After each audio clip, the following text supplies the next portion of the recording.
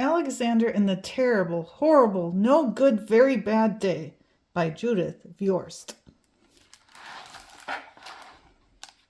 I went to sleep with gum in my mouth, and now there's gum in my hair. And when I got out of bed this morning, I tripped on the skateboard, and by mistake I dropped my sweater in the sink while the water was running, and I could tell it was going to be a terrible, horrible, no good, very bad day. At breakfast, Anthony found a Corvette Stingray car kit in his breakfast cereal box, and Nick found a junior undercover agent code ring in his breakfast cereal box. But in my breakfast cereal box, all I found was breakfast cereal. I think I'll move to Australia.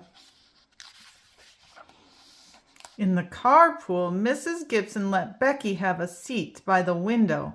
Audrey and Elliot got seats by the window too. I said I was being scrunched. I said I was being smushed. I said, if I don't get a seat by the window, I'm going to be car sick. But no one even answered. I could tell it was going to be a terrible, horrible, no good, very bad day. At school, Mrs. Dickens liked Paul's picture of the sailboat better than my picture of the invisible castle. At singing time, she said I sang too loud. At counting time, she said I left out 16. Who needs 16? I could tell it was going to be a terrible, horrible, no good, very bad day. I could tell because Paul said I wasn't his best friend anymore. He said that Philip Parker was his best friend and that Albert Moyo was his next best friend and that I was only his third best friend. I hope you sit on a tack, I said to Paul. I hope the next time you get a double-decker strawberry ice cream cone, the ice cream falls apart on the cone part and lands in Australia. There were 2 cupcakes in Philip Parker's lunch bag, and Albert got a Hershey bar with almonds, and Paul's mother gave him a piece of jelly roll that had little coconut sprinkles on top. Guess whose mother forgot to put in dessert? It was a terrible, horrible, no good, very bad day. That's what it was, because after school my mom took us all to the dentist, and Dr. Fields found a cavity just in me. Come back next week and I'll fix it, said Dr. Fields. Next week, I said, I'm going to Australia. On the way downstairs, the elevator door closed on my foot. And while we were waiting for my mom to go get the car, Anthony made me fall where it was muddy. And then when I started crying because of the mud, Nick said I was a crybaby. And while I was punching Nick for saying crybaby, my mom came back with the car and scolded me for being muddy and fighting.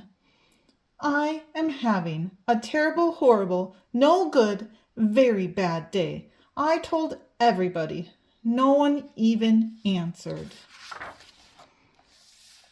So then we went to the shoe store to buy some sneakers.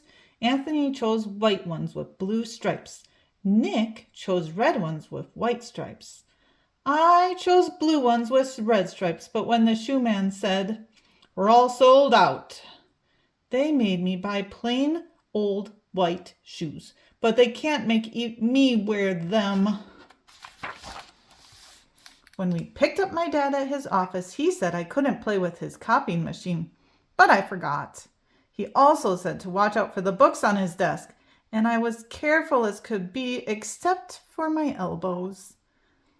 He also said don't fool around with his phone, but I think I called Australia. My dad said, please don't pick him up anymore. It was a terrible, horrible, no good, very bad day. There were lima beans for dinner, and I hate limas. There was kissing on TV, and I hate kissing. My bath was too hot. I got soap in my eyes. My marble went down the drain and I had to wear my railroad train pajamas. I hate my railroad train pajamas. When I went to bed, Nick took back the pillow he said I could keep, and the Mickey Mouse nightlight burned out and I bit my tongue. The cat wants to sleep with Anthony, not me. It has been a terrible, horrible, no good, very bad day. My mom says some days are just like that. Even in Australia. The end.